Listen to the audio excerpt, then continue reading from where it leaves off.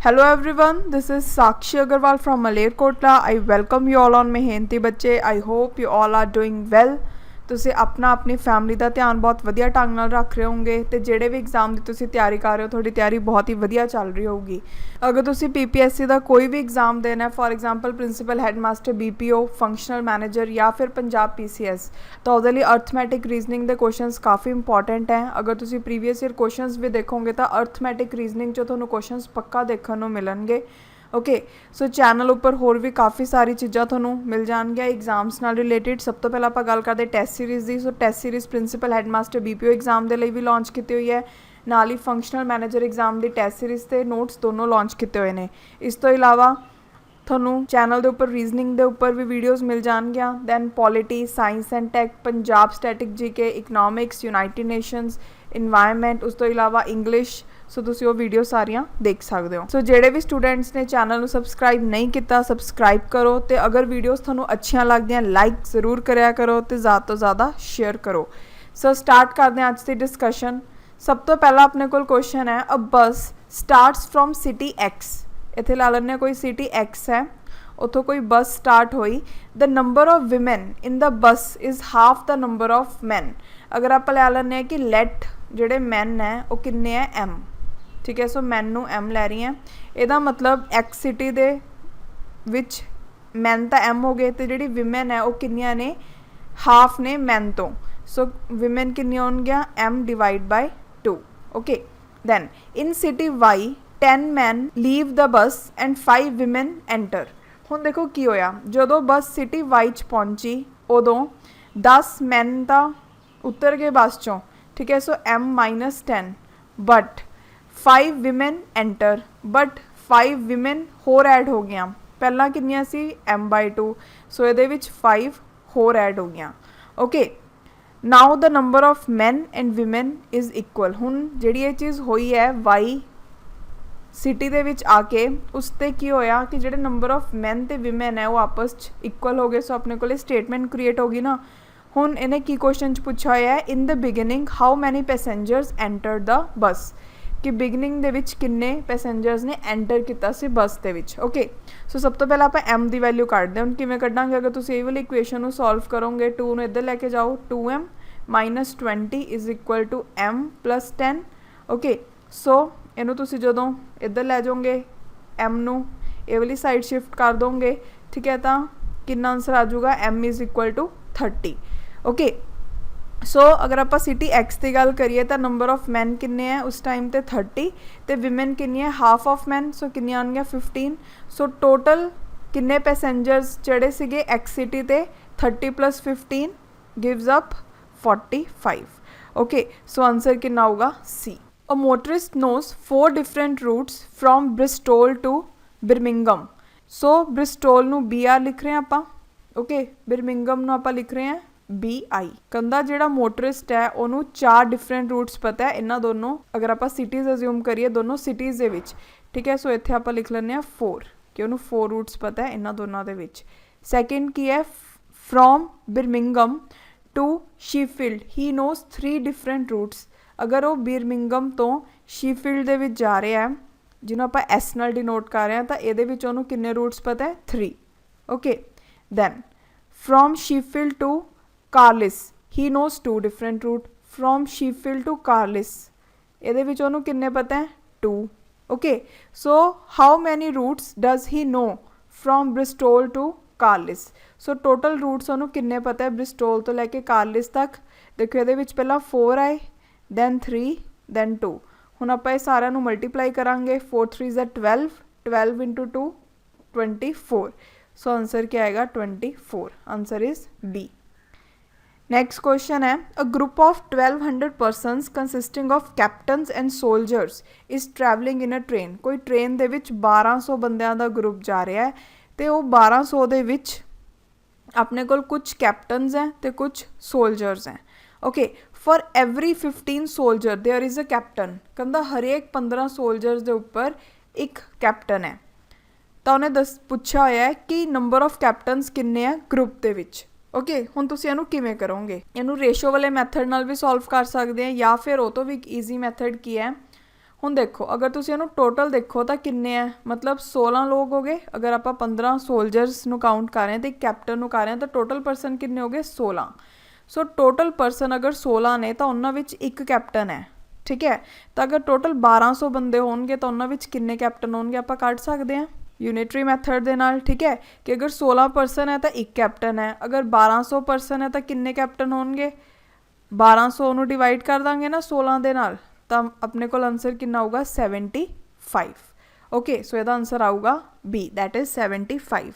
या फिर तुसी की कर सकते हो अगर रेशो मैथड नाल करोगे 15 सोल्जर्स हैं तो एक कैप्टन है, सो एक कैप्टन 15 सोल्जर्स, ठीक है। 1:15 आ गई। सो इनू आप एक्स लै सकते हैं। सो 16x कि इक्वल होया 1200 दे, तो इतने एक्स की वैल्यू कितनी आ गई अपने को 75। ओके सो कैप्टन पूछे हैं 75 तो सोल्जर्स किन्ने आएंगे 75 ਨੂੰ 15 ਨਾਲ ਮਲਟੀਪਲਾਈ ਕਰ ਦਿਓ। ਇਹ ਮੈਥਡ 2 ਸੀਗਾ। ਰੇਸ਼ੋ ਮੈਥਡ ਨਾਲ ਅਗਰ ਤੁਸੀਂ ਕਰਨਾ ਚਾਹੁੰਦੇ ਹੋ, ਠੀਕ ਹੈ, ਯੂਨਿਟਰੀ ਮੈਥਡ ਨਾਲ ਵੀ ਕਰ ਸਕਦੇ ਹੋ, ਰੇਸ਼ੋ ਮੈਥਡ ਨਾਲ ਵੀ ਕਰ ਸਕਦੇ ਹੋ। ਉਹ ਤੋਂ ਬਾਅਦ ਨੈਕਸਟ ਕੀ ਹੈ, there are deer and peacocks in a zoo. Zoo ਦੇ ਵਿੱਚ डियर ਤੇ पीकॉक्स ਹੈ। By counting heads they are 80। ਕਾਰਵਾਂ ਵਾਲਾ ਕੁਐਸਚਨ ਵੀ ਕੀਤਾ ਸੀ ਨਾ पहले लैक्चर दे विच, ਉਹਦੇ ਵਿੱਚ ਵੀ क्वेश्चन आप ऐसा डिस्कस किया सी। सो ये वाला क्वेश्चन थोड़ा गलत नहीं होना चाहिए। कहते डियर ते पीकॉक्स हैं जू दे विच, अगर आप हैड्स नू काउंट करिए तो टोटल किन्ने है 80। अगर मैं लै ला नंबर ऑफ डियर्स डी हैं तो पीकॉक्स पी हैं। ओके सो हैड्स किदे कलानगे 80 दे। सो डी प्लस पी लिख दूंगी बिकॉज हर डियर का एक हैड है तो हर पीकॉक का भी एक हैड है। ओके सो 80 दे इक्वल आ गया। उस तो बाद क्या the number of their legs is 200।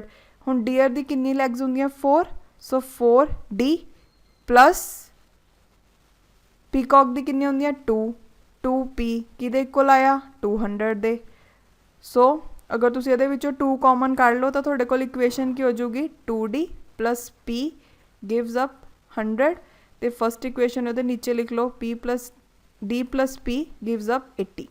ਸੋ ਜੋ ਤੁਸੀਂ ਇਹਨੂੰ ਸੋਲਵ ਕਰੋਗੇ, ठीक है, फस्ट जो सैकेंड नू माइनस कर दो तो क्या आ जाऊगा डी।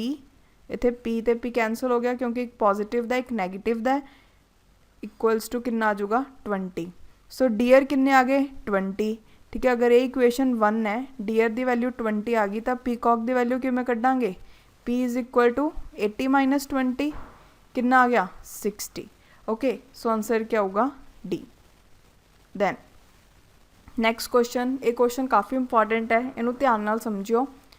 कहता when Rahul was born his father was 32 years older than his brother. So आप इतने लै लें लैट एज ऑफ ब्रदर की लै ली बी। कहता जो राहुल बॉर्न होया, ठीक है, उस टाइम तो जोड़े वो फादर से वो 32 ईयर्स बड़े सी ब्रदर तो। सो यदा मतलब फादर की एज कितनी आऊगी 32 प्लस बी क्योंकि ब्रदर तो 32 ईयर्स बड़े हैं। And his mother was 25 years older than his sister. So similarly ले लो लेट एज ऑफ सिस्टर, ठीक है, equals to S. So mother की एज कितनी आ गई राहुल दे 25 ईयर्स बड़ी है ना मदर वो सिस्टर तो। So 25 plus S. Okay then if Rahul's brother is 6 years older than him. Rahul का जोड़ा ब्रदर है वो तो 6 साल बड़ा है, देयरफॉर आप की बोल सकते हैं कि राहुल की एज कितनी आ गई ब्रदर की एज चो 6 ईयर्स माइनस कर दो। Okay and his mother is 3 years younger than his father. तो जोड़े वो मदर ने वो 3 ईयर्स छोटे हैं वो फादर तो। सो अपने को नैक्सट इक्वेशन की बन सकती है कि फादर की एज चो अगर आप मदर की एज माइनस करते हैं तो कितने इक्वल आऊगा 3 दे, ठीक है। उन्हें पूछा कि होया how old was Rahul sister when he was born. जो राहुल बॉर्न होया उस टाइम ते राहुल की सिस्टर की की एज सी। हुण देखो हुण आपां ए वाली इक्वेशन जिहड़ी आई अगर इहनूं मैं 1 लैट कर रही हूँ ये आपां एफ ते एम की वैल्यूज़ पुट करते हैं। एफ की वैल्यू आ पुट करोगे एम की वैल्यू आ पुट करोगे। सो इत्थे करो एफ की है 32 plus B minus 25 minus S equals to 3। Okay so 32 चो 25 माइनस कितना 7 plus B minus S is equal to 3। Okay so इत्थे तुसी एवें भी लिख सकते हो। जो तुसी इहनूं सॉल्व करोगे तो तुहाडे कोल कुछ इस तरीके की इक्वेशन बन जूगी। ओके सो ये इक्वेशन आपां लै रहे हैं 2। हुण देखो हुण जिहड़ी आ वाली इक्वेशन है R is equal to B minus 6, हुण इहदा यूज़ किवें करांगे। ਹੁਣ ਐਂਡ 'ਚ ਆਪਣੇ ਕੋਲ ਕੀ ਰਿਜ਼ਲਟ ਚਾਹੀਦਾ, ਰਾਹੁਲ ਤੇ ਉਹਦੀ ਸਿਸਟਰ ਦੀ ਏਜ ਦੇ ਵਿੱਚ ਆਪਾਂ ਨੂੰ ਡਿਫਰੈਂਸ ਚਾਹੀਦਾ ਹੈ ਨਾ। ਹੁਣ ਦੇਖੋ ਆਪਾਂ ਇੱਥੇ b ਦੀ ਵੈਲਿਊ ਪੁੱਟ ਕਰ ਦਿੰਦੇ ਹਾਂ ਸੈਕਿੰਡ ਇਕੁਏਸ਼ਨ 'ਚੋਂ ਥਰਡ ਇਕੁਏਸ਼ਨ ਦੇ ਵਿੱਚ। ਸੋ b ਦੀ ਵੈਲਿਊ ਕੀ ਆਊਗੀ, b ਇਕੁਅਲਸ ਟੂ, ਅਗਰ b ਨੂੰ ਉੱਧਰ ਲੈ ਜਾਓਗੇ s-4 ਆਊਗਾ ਨਾ। ਓਕੇ, ਸੋ 3 ਇਕੁਏਸ਼ਨ 'ਚ ਪੁੱਟ ਕੀਤਾ, ਦੇਅਰਫੋਰ r the value Ki I, s-4 - 6 that is s-10। ਹੁਣ ਕੁਐਸਚਨ ਧਿਆਨ ਨਾਲ ਪੜ੍ਹੋ, ਉਹਨੇ ਕੀ ਕਿਹਾ ਕਿ how old was Rahul sister when he was born, ਜਦੋਂ ਰਾਹੁਲ ਬੋਰਨ ਹੋਇਆ ਹੋਊਗਾ ਉਦੋਂ ਉਹਦੀ ਏਜ ਕਿੰਨੀ ਹੋਊਗੀ, 0 ਦੇ ਇਕੁਅਲ ਹੋਊਗੀ ਨਾ। ਉਸ ਟਾਈਮ 'ਤੇ ਆਪਾਂ ਨੇ ਉਹਦੀ ਸਿਸਟਰ ਦੀ ਏਜ ਕੱਢਣੀ ਹੈ। ਸੋ ਐਸ ਦੀ ਵੈਲਿਊ ਕਿੰਨੀ ਆ ਗਈ, 10, ਕਿਉਂਕਿ ਅਗਰ ਆਪਾਂ 10 ਨੂੰ ਇੱਧਰ ਲੈ ਕੇ ਜਾਵਾਂਗੇ 0 ਚੋਂ ਕੋਈ ਵੀ ਚੀਜ਼ ਨੂੰ ਪਲੱਸ ਜਾਂ ਮਾਈਨਸ ਕਰਦੇ ਹਾਂ ਤਾਂ ਆਨਸਰ ਉਹ ਵੈਲਿਊ ਹੀ ਆਉਂਦੀ ਹੈ ਨਾ। ਸੋ ਇੱਥੇ ਕਿੰਨਾ ਆਨਸਰ ਆ ਗਿਆ, 10, ਆਨਸਰ ਆਏਗਾ ਇਹਦਾ C। ਆਈ ਹੋਪ ਤੁਹਾਨੂੰ ਸਮਝ ਲੱਗ ਗਿਆ ਹੋਊਗਾ। ਅਗਰ ਕੋਈ ਵੀ ਡਾਊਟ ਹੋਵੇ ਤਾਂ ਤੁਸੀਂ ਕਮੈਂਟ ਸੈਕਸ਼ਨ 'ਚ ਦੱਸ ਦਿਓ। ਉਹ ਤੋਂ ਬਾਅਦ ਨੈਕਸਟ ਹੈ, a man wear socks of 2 colours black and brown. ਕੋਈ ਪਰਸਨ ਹੈ, ਠੀਕ ਹੈ, ਉਹ 2 ਕਲਰ ਦੀ ਸੌਕਸ ਹੀ ਪਾਉਂਦਾ ਹੈ, ਜਾਂ ਬਰਾਊਨ ਜਾਂ ਫਿਰ black. He has all together 20 black socks and 20 brown socks in a drawer. ਉਹਦੇ ਕੋਲ ਕੋਈ ਡਰਾਅਰ ਹੈ, ਉਹ ਡਰਾਅਰ ਦੇ ਵਿੱਚ ਉਹਦੇ ਕੋਲ 20 ਬਲੈਕ ਸੌਕਸ ਨੇ ਅਤੇ 20 ਬਰਾਊਨ ਸੌਕਸ ਨੇ। Suppose he has to take out socks in the dark. Suppose ਕਰੋ ਅੰਧੇਰਾ ਹੈ ਅਤੇ ਉਹ ਡਰਾਅਰ ਦੇ ਵਿੱਚੋਂ ਸੌਕਸ ਨਿਕਾਲਣ ਚਲਾ ਗਿਆ। Okay, how many must he take out to sure that he has a matching pair.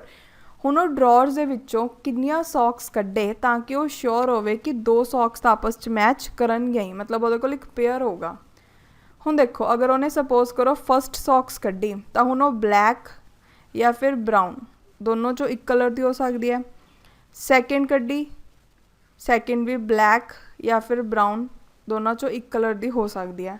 ਹੁਣ ਆਪਾਂ ਇੱਥੇ ਇੱਕ ਸਿਚੁਏਸ਼ਨ ਲਗਾਉਂਦੇ ਹਾਂ। ਸਪੋਜ਼ ਕਰੋ ਜਿਹੜੀ ਉਹਨੇ ਪਹਿਲਾਂ ਕੱਢੀ ਉਹ ਸੀਗੀ ਬਲੈਕ ਕਲਰ ਦੀ, ਜਿਹੜੀ ਸੈਕਿੰਡ ਕੱਢੀ ਉਹ ਸੀਗੀ ਬਰਾਊਨ ਕਲਰ ਦੀ। ਓਕੇ, ਹੁਣ ਜਦੋਂ ਉਹਨੇ ਥਰਡ ਪੇਅਰ ਕੱਢਿਆ, ਥਰਡ ਪੇਅਰ ਵੀ ਕਿਹੜਾ ਹੋਊਗਾ, ਜਾਂ ਬਲੈਕ ਹੋਊਗਾ ਜਾਂ ਫਿਰ ਬਰਾਊਨ ਹੋਊਗਾ। ਓਕੇ, ਸੋ ਹੁਣ ਥਰਡ ਪੇਅਰ ਚਾਹੇ ਬਲੈਕ ਹੋਵੇ ਚਾਹੇ ਬਰਾਊਨ ਹੋਵੇ, ਅਗਰ ਬਲੈਕ ਹੋਊਗਾ ਤਾਂ ਪਹਿਲਾਂ ਉਹਦੇ ਕੋਲ ਇੱਕ ਬਲੈਕ ਹੈਗੀ, ਉਹਦਾ ਪੇਅਰ ਪੂਰਾ ਹੋ ਜਾਊਗਾ। ਅਗਰ ਬਰਾਊਨ ਹੋਊਗਾ ਸੋ ਸੈਕਿੰਡ ਨੰਬਰ 'ਤੇ ਉਹਨੇ ਬਰਾਊਨ ਕੱਢੀ ਸੀ ਤਾਂ ਵੀ ਉਹਦਾ ਪੇਅਰ ਪੂਰਾ ਹੋ ਜਾਊਗਾ। ਸੋ ਕਹਿਣ ਦਾ ਮਤਲਬ ਕੀ ਹੈ ਕਿ ਅਗਰ ਉਹਨੇ ਸ਼ੋਰ ਹੋਣਾ ਹੈ ਕਿ ਮੇਰੇ ਕੋਲ ਮੈਚਿੰਗ ਪੇਅਰ ਨਿਕਲੇ ਤਾਂ ਉਹਨੂੰ ਕਿੰਨੀਆਂ ਸੌਕਸ ਕੱਢਣੀਆਂ ਪੈਣਗੀਆਂ, 3। ਓਕੇ, ਸੋ ਆਨਸਰ ਕੀ ਆਊਗਾ, B। Next, 5 bells began to toll together and toll respectively at intervals of 6, 5, 7, 10, 12 seconds. How many times will they toll together in 1 hour excluding the one at the start? ਕਹਿੰਦਾ ਆਪਣੇ ਕੋਲ 5 ਬੈਲ ਨੇ, ਠੀਕ ਹੈ। ਸਭ ਤੋਂ ਪਹਿਲਾਂ ਉਹ ਇਕੱਠੀਆਂ ਵੱਜੀਆਂ, ਉਹ ਤੋਂ ਬਾਅਦ ਫਿਰ ਉਹ 6 ਸੈਕਿੰਡ ਬਾਅਦ, 5 ਸੈਕਿੰਡ ਬਾਅਦ, 7 ਸੈਕਿੰਡ ਬਾਅਦ, 10 ਸੈਕਿੰਡ ਬਾਅਦ ਅਤੇ 12 ਸੈਕਿੰਡ ਬਾਅਦ ਇਕੱਠੀਆਂ ਵੱਜਦੀਆਂ ਨੇ, ਠੀਕ ਹੈ। ਤਾਂ ਹੁਣ ਉਹਨੇ ਕੁਐਸਚਨ 'ਚ ਕੀ ਪੁੱਛਿਆ ਹੈ ਕਿ 1 ਘੰਟੇ ਦੇ ਵਿੱਚ ਉਹ ਇਕੱਠੀਆਂ ਕਦੋਂ ਵੱਜਣਗੀਆਂ। ਅਗਰ ਆਪਾਂ ਉਹ ਵਾਲੀ ਚੀਜ਼ ਨੂੰ ਐਕਸਕਲੂਡ ਕਰ ਦਈਏ ਜਦੋਂ ਪਹਿਲੀ ਵਾਰ ਇਕੱਠੀਆਂ ਵੱਜੀਆਂ। ਹੁਣ ਇਹ ਚੀਜ਼ ਲਈ ਆਪਾਂ ਕੀ ਕਰਾਂਗੇ, ਇਹਦਾ ਐਲਸੀਐਮ ਲਵਾਂਗੇ। ਅਗਰ ਤੁਸੀਂ ਇਹ ਪੂਰੇ ਦਾ ਐਲਸੀਐਮ ਲਓਗੇ, ਠੀਕ ਹੈ, ਇੱਕ ਵਾਰ ਮੈਂ ਤੁਹਾਨੂੰ ਸੋਲਵ ਵੀ ਕਰਕੇ ਦਿਖਾ ਦਿੰਦੀ ਹਾਂ। ਸਭ ਤੋਂ ਪਹਿਲਾਂ ਆਪਾਂ 2 'ਤੇ ਇਹਨੂੰ ਕੀਤਾ, ਸੋ ਇੱਥੇ ਕਿੰਨਾ ਹੈ, 3, 5, 7, 5, 6। ਓਕੇ, ਦੈਨ 3 ਨਾਲ ਕਰ ਦਿੰਦੇ ਹਾਂ, 1, 5, 7, 5, 2, ਦੈਨ 5 ਨਾਲ ਕਰ ਦਿਓ, ਸੋ 1, 1, 7, 1, 2। ਓਕੇ, ਸੋ ਹੁਣ 7 into 2 14 into 5 3 ज़ा 15, 15 2 ज़ा 30। ਸੋ 14 ਨੂੰ 30 ਨਾਲ ਜਦੋਂ ਤੁਸੀਂ ਮਲਟੀਪਲਾਈ ਕਰੋਗੇ ਤਾਂ ਕਿੰਨਾ ਆਊਗਾ, 420। ਓਕੇ, ਸੋ ਜਿਹੜਾ ਐਲਸੀਐਮ ਹੈ ਉਹ ਕਿੰਨਾ ਆ ਗਿਆ, 420 ਅਤੇ ਕੀ ਆਏ ਆ, ਸੈਕਿੰਡਸ। ਹੁਣ 420 ਨੂੰ ਅਗਰ ਤੁਸੀਂ ਮਿਨਟਸ 'ਚ ਕਰੋਗੇ, ਆਪਾਂ ਨੂੰ ਪਤਾ ਹੈ 1 minute is equal to 60 seconds। Okay, so ਇਹਨੂੰ ਮਿਨਟਸ 'ਚ ਮਿਨਟਸ 'ਚ ਕਨਵਰਟ ਕਰਨ ਲਈ ਕੀ ਕਰਾਂਗੇ, 420 ਨੂੰ 60 ਦੇ ਨਾਲ ਡਿਵਾਈਡ ਕਰ ਦਾਂਗੇ। ਸੋ 6 7 ज़ा 42 ਹੁੰਦਾ ਹੈ ਨਾ, ਸੋ 7 minutes ਆ ਗਏ। ਹੁਣ ਉਹਨੇ ਕੀ ਪੁੱਛਿਆ ਕਿ 1 ਘੰਟੇ 'ਚ ਉਹ ਕਿੰਨੀ ਵਾਰ ਇਕੱਠੀਆਂ ਵੱਜਦੀਆਂ। 1 ਘੰਟੇ ਦੇ ਵਿੱਚ ਕਿੰਨੇ ਮਿੰਟਸ ਹੁੰਦੇ ਆ, 60 minutes। ਓਕੇ, ਸੋ ਅਗਰ ਤੁਸੀਂ 60 ਨੂੰ 7 ਨਾਲ ਡਿਵਾਈਡ ਕਰੋਗੇ ਤਾਂ ਕਿੰਨਾ ਹੁੰਦਾ, 7 8 ज़ा 56 ਹੁੰਦਾ ਹੈ ਨਾ। ਸੋ ਕਿੰਨੀ ਵਾਰ ਇਕੱਠੀਆਂ ਵੱਜਣਗੀਆਂ, 8 ਵਾਰ ਵੱਜਣਗੀਆਂ ਨਾ, ਕਿਉਂਕਿ ਪਹਿਲੀ ਵਾਰ 7 'ਤੇ ਵੱਜਣਗੀਆਂ, ਫਿਰ 14 ਮਿੰਟ ਤੇ ਵੱਜਣਗੀਆਂ, ਫਿਰ 21 ਤੇ ਐਵੇਂ 7 ਨਾਲ ਡਿਵਾਈਡ ਹੁੰਦਾ ਰਹੂਗਾ। ਠੀਕ ਹੈ, ਸੋ ਇਹਦਾ ਆਨਸਰ ਕੀ ਆਊਗਾ? D, that is 8 Times. ਹੁਣ ਇੱਥੇ 9 ਕਿਉਂ ਨਹੀਂ ਆਊਗਾ? ਕਿਉਂਕਿ ਆਪਾਂ ਨੂੰ ਉਹਨੇ ਕਿਹਾ ਕਿ ਪਹਿਲਾ ਵਾਲਾ ਐਕਸਕਲੂਡ ਕਰਨਾ ਹੈ, ਮਤਲਬ 0 ਵਾਲਾ ਐਕਸਕਲੂਡ ਕਰਨਾ ਜਦੋਂ ਇਕੱਠੀਆਂ ਵੱਜੀਆਂ ਸੀ। ਓਕੇ, ਦੈਨ ਨੈਕਸਟ ਕੁਐਸਚਨ ਹੈ, at the end of business conference the 10 people present all shake hands with each other once, how many handshakes were there altogether? ਕਹਿੰਦਾ ਜਦੋਂ ਐਂਡ ਹੋਈ ਕੋਈ ਬਿਜ਼ਨਸ ਕਾਨਫਰੰਸ ਤਾਂ ਉੱਥੇ 10 ਲੋਕ ਸੀ ਅਤੇ ਸਭ ਨੇ ਆਪਸ 'ਚ ਹੈਂਡਸ਼ੇਕ ਕੀਤਾ, ਤਾਂ ਦੱਸੋ ਵੀ ਟੋਟਲ ਹੈਂਡਸ਼ੇਕ ਕਿੰਨੇ ਹੋਏ।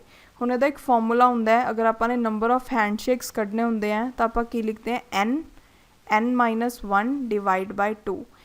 ਇੱਥੇ n ਕੀ ਹੈ?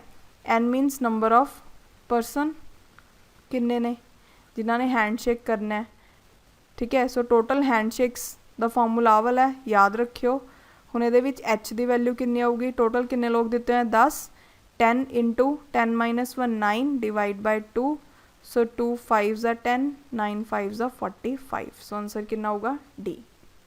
ਦੈਨ ਨੈਕਸਟ ਹੈ, I have few sweets to distributed, if I kept 2 3 4 in a pack I am left with 1 sweet.